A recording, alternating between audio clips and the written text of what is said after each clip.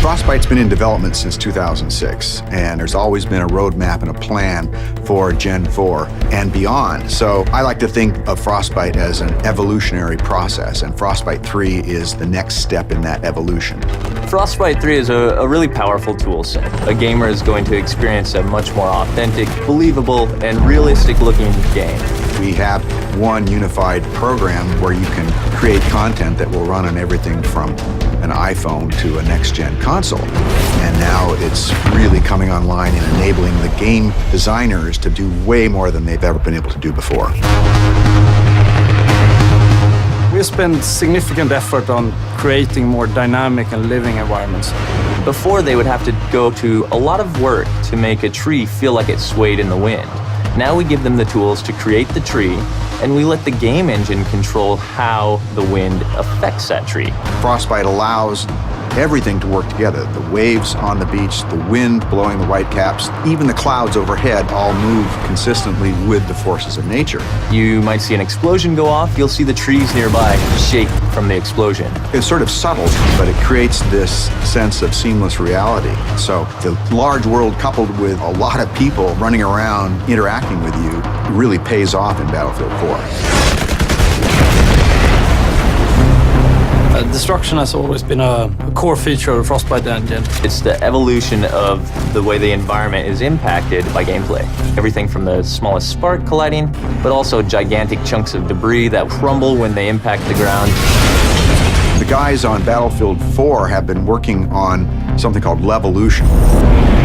Levolution is really about the concept how you can drastically change a multiplayer map into something different.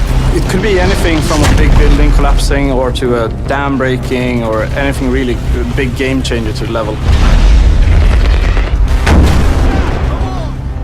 A recent feature that we've put in, and you'll see in Battlefield 4, is our networked water simulation. So what this means is all players will see the same wave in the same position at the same time. And this leads to some pretty exciting cat and mouse type of gameplay where you're ducking down and going up and you can kind of peek around as you drive in your boat. It will no longer swim on a flat surface. Instead, it will be affected by the different waves and everything. And that comes to everything from living characters that are swimming, but also to the ragdolls. Something like a jet crashes into the ocean, you'll see the water react and the debris will then float on the waves. It's a very, very cool dynamic engine. Things just happen and it seems right. Take cover!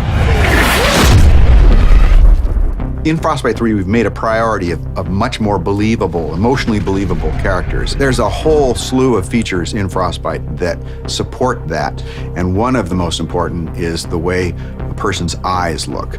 The way we render characters is better than ever before. We're doing subsurface scattered models. We have parallax animation in the iris. You'll notice it looks like a real eye. You'll back me up, right?